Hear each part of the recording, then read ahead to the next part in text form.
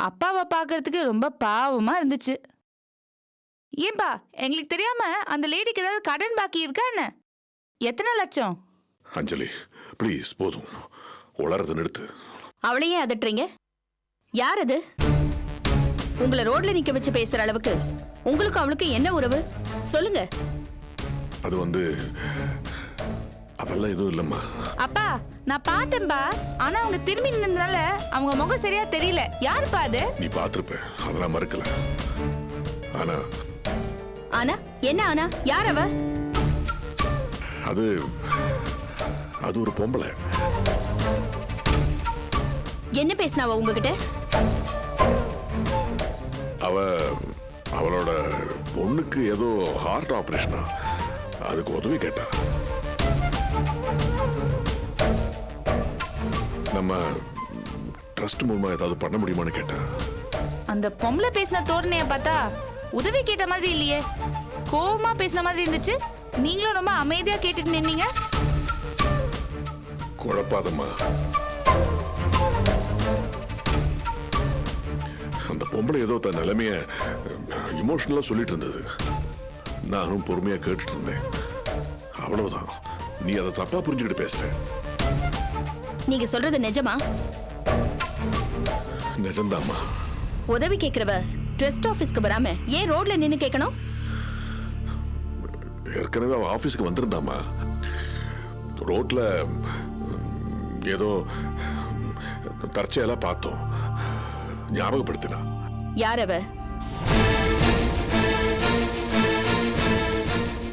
அவ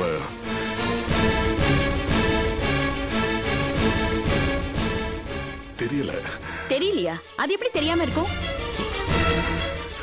ஞாபகம் இல்லம்மா. பாக்குறவங்க எல்லாம் ஞாபகமா வச்சுக்க முடியும். ஏதோ உதவி கேட்டு வந்தவங்கள ஒருத்தி. அப்பா அம்மா கேக்குறாங்கல்ல, அந்த லேடி யாருன்னு நம்ம ட்ரஸ்ட் ஆஃபீஸ் ஸ்டாஃப்க்கு தெரிஞ்சிருக்கோம். அதை விசாரிச்சு அம்மா கிட்ட சொல்லுங்க.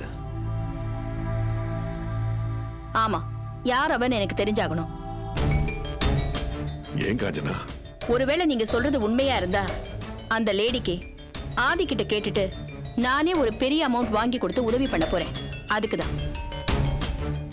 அதுக்குத்தான் நம்ம ட்ரஸ்ட் இருக்கே. ட்ரஸ்ட் இருக்கட்டும், நான் உதவி பண்றதா முடிவு பண்ணிட்டேன். அந்த பொம்பளை பத்தின விவரம் எனக்கு வந்தாகணும். எனக்கு நீங்க சொல்றது உண்மையானு தெரியணும். அவ்வளவுதான்.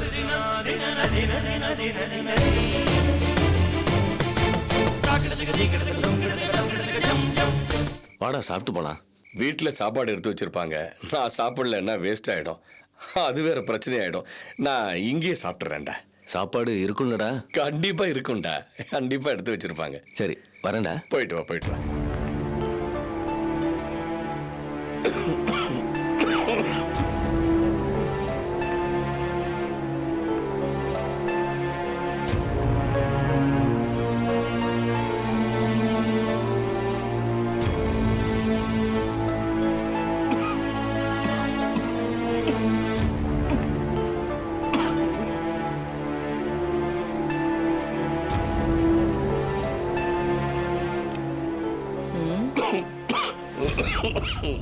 வாயா மகாராசா, மணி என்னன்னு பாத்தியா?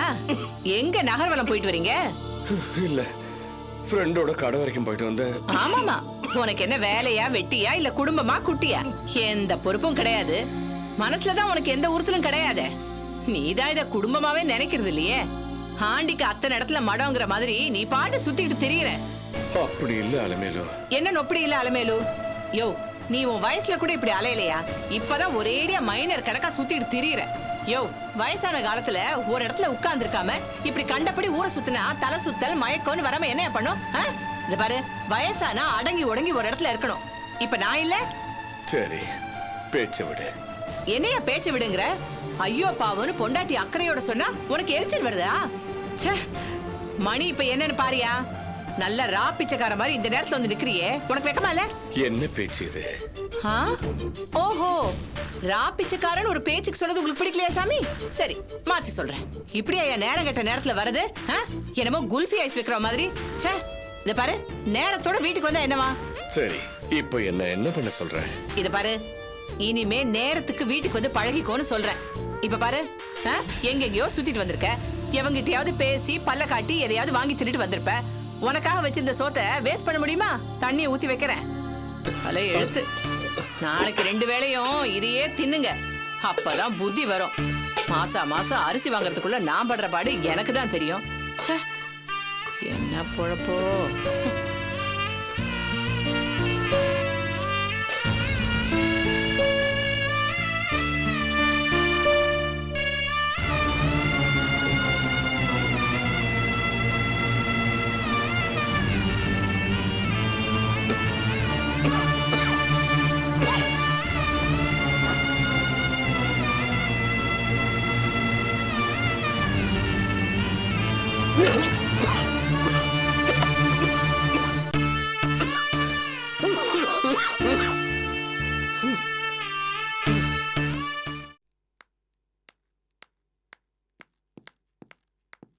வணக்கம் மேடம்.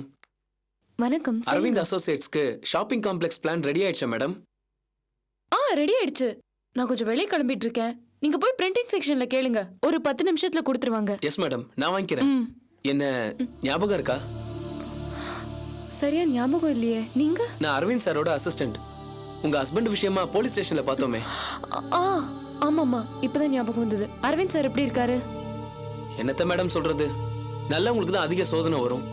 நல்லவங்க தான் ரொம்ப கஷ்டப்படுறாங்க. என்ன சொல்ல வரீங்க? புரியல. அரவிந்த் சார் ரொம்ப பாவம் மேடம். உங்களுக்கு கஷ்டம்னதும் உடனே எதையும் யோசிக்காம சட்டுன்னு 2 லட்சம் ரூபாய் எடுத்துட்டு வந்து கொடுத்துட்டாரு. ஆனா அவங்க வீட்டுல அவங்க அப்பா பணத்தை பத்தி விசாரிக்கும் போது பதில் சொல்ல முடியாம தவிச்சாரு. சார் கோடீஸ்வரர் வீட்டு பிள்ளை தான் இருந்தாலும் 2 லட்சம்ங்கிறது ரொம்ப பெரிய தொகையாச்சே. பெரியவரு திட்டாரு. ஏண்டா ஒரு நாள்லயே 2 லட்சத்தை காலி பண்றியே, என் சொத்தெல்லாம் அழிச்சிட்டு தெருவுல தான் வந்து நிக்க போறேன்னு கண்ணா பின்னான்னு திட்டாரு. ஐயோ, இவ்ளோ பணத்தை நீ ஒரே நாள்ல தீக்கிறேன்னா நிச்சயம் ஏதோ தப்பான வழியில போறேன்னு சொல்லி சந்தேகப்பட்டு திட்டி தீத்துட்டார் மேடம். சாரும் கோவத்துல வீட்டை விட்டு வெளியே வந்துட்டார் மேடம். ஐயோ, அப்புறம்?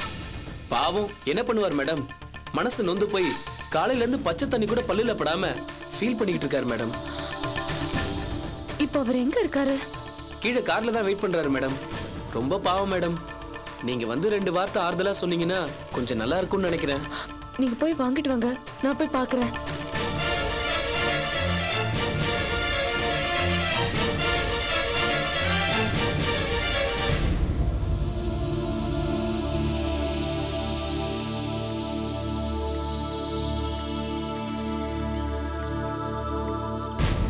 சார், ஆர்த்தி, நீ எதுக்கு கீழே வந்த?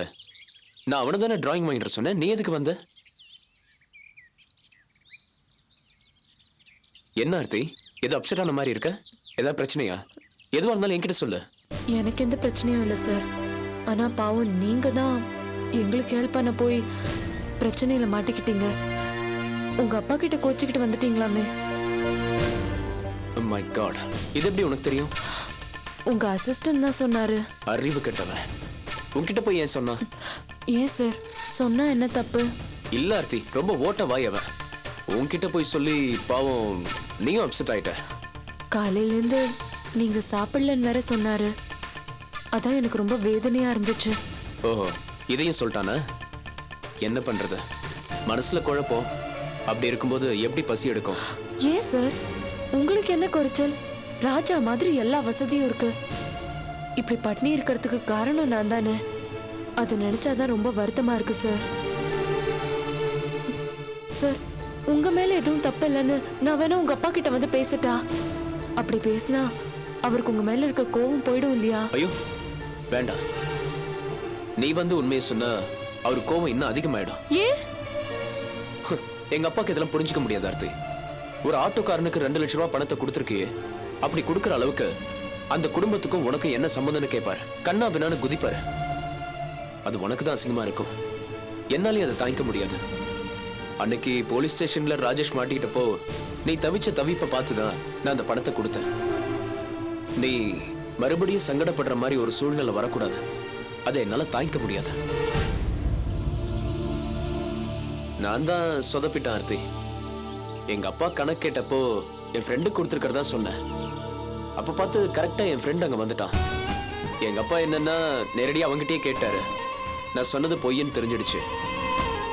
கோவத்துல ரொம்ப கண்ணாவினான்னு திட்டாரு. சரி விடு, எங்க அப்பா பிசினஸ் மேன், எதையும் லாப நஷ்ட கணக்கு போட்டு தான் அவரால் பார்க்க முடியும். ஆனா என்னால அப்படி இருக்க முடியாது. புரியுது சார். ஆனா ரொம்ப ஜாஸ்தியா பேசிட்டாரு. இத்தனை வருஷத்துல நான் எங்க அப்பா கிட்ட இவ்வளவு பேச்சு வாங்கினதே இல்ல. கூனி குறுகி போயிட்டேன். கடல் மாதிரி சொத்து, அதுல 2 லட்சம் ரூபாய என் ஃப்ரெண்டுக்கு நான் தரக்கூடாதா? அந்த உரிமை எனக்கு இல்லையா? பணம் என்ன பெருசு? கடைசி வரைக்கும் பணமா கூட வரப்போகுது. மனுஷன் தான் முக்கியம். அதான் போயா நீயும் உன் காசுன்னு சொல்லிட்டு வந்துட்டேன். சார், உங்க அப்பாவையும் தப்பு சொல்ல முடியாது. அவர் பார்வையில் அது சரிதான். அவர் உங்க நன்மைக்காக தானே சார் சொன்னாரு. என்னத்த பெரிய நன்மை? காலையில இருந்து சாப்பிடல. சாப்பிட்டியான்னு கேட்கறதுக்கு ஒரு ஜீவன் இல்ல. அதான் வருத்தமே. சாப்பிடலையா? சரி சார், வாங்க. எங்க? நீங்க முதல்ல சாப்பிடுங்க. இல்ல பரவாயில்ல. இல்ல சார், நீங்க சாப்பிடாம இருக்கிறது எனக்கு வருத்தமா இருக்கு. வாங்க சார், ப்ளீஸ். நீ அக்கறையா கேட்கறதே போதும் ஆர்த்தி. மனசுக்கு சந்தோஷமா இருக்கு. இல்ல சார், தயவு செஞ்சு எனக்காக வாங்க. வாங்க வாங்க சார், ப்ளீஸ். சரி, நீ போய் உட்காரு.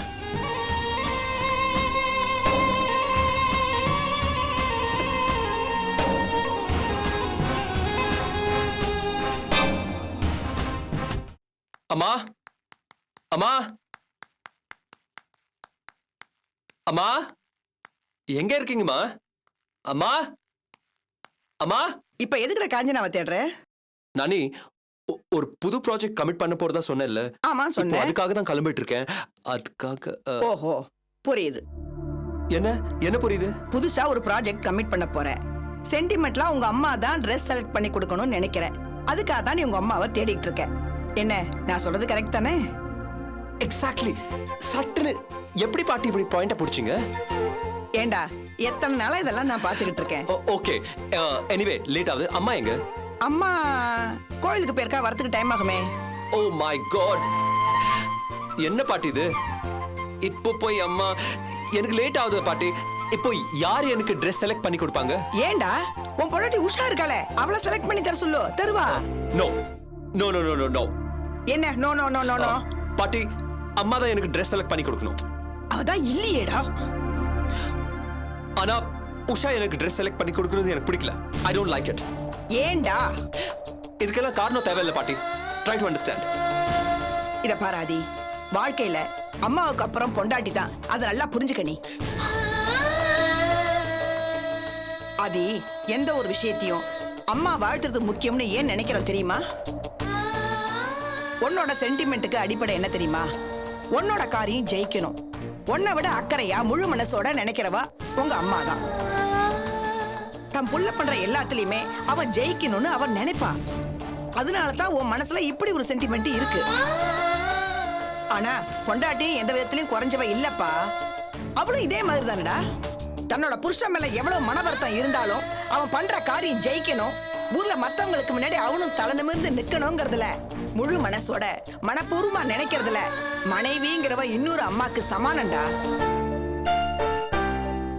இத பார், என்ன பொறுத்த வரைக்கும் இன்னமும் சில விஷயங்கள நீ குழந்தையா தான் இருக்க. உஷாவுக்கும் உனக்கு சின்ன சின்ன மன வருத்தங்கள் இருக்கலாம். நீங்க 2 பேரும் கோச்சுக்கலாம். ஆனா எல்லாமே தற்காலிகமானதுதான். நீ பண்ண போற காரியம் சிறப்பா வரணுங்கிறதுல அம்மாவுக்கு இணையான அக்கறை உஷாவுக்கு நிச்சயம் இருக்குண்டா.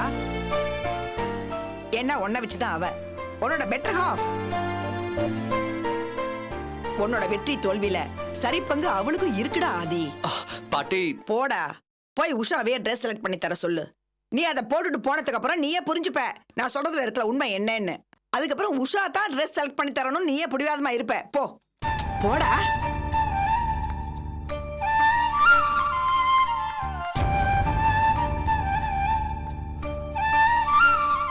உஷா, போ, போய் அவனுக்கு ட்ரெஸ் எடுத்து வை. போ. சரி.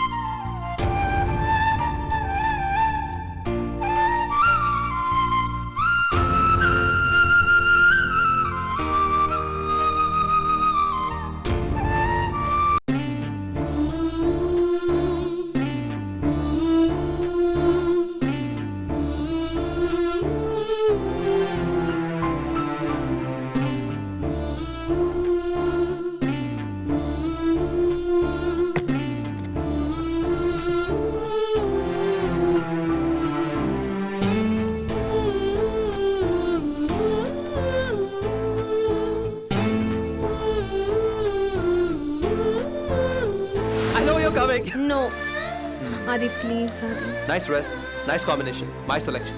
Go and change. Okay.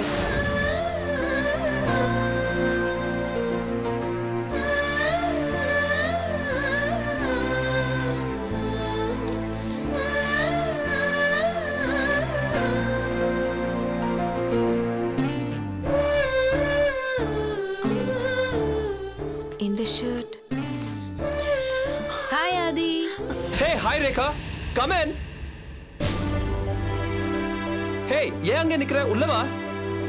Feel free. என்ன ஆதி, ரெடி ஆயிட்டீங்களா? இல்ல, just give me 2 minutes. I'll just get ready. இந்த ஷர்ட்டை போட போறீங்க? Yeah, what's wrong with this?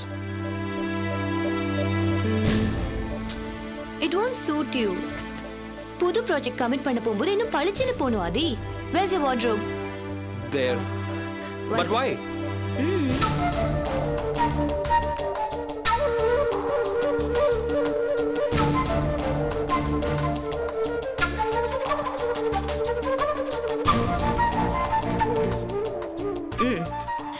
இத போட்டுட்டு வாங்க.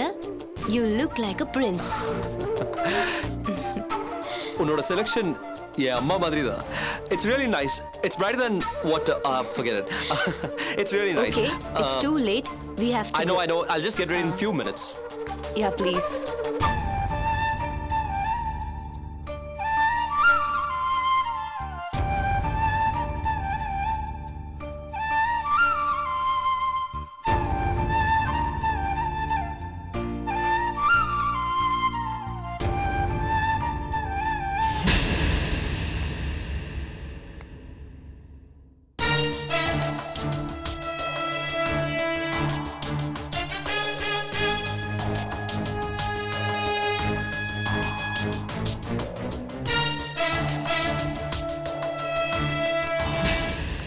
Okay, I'm ready.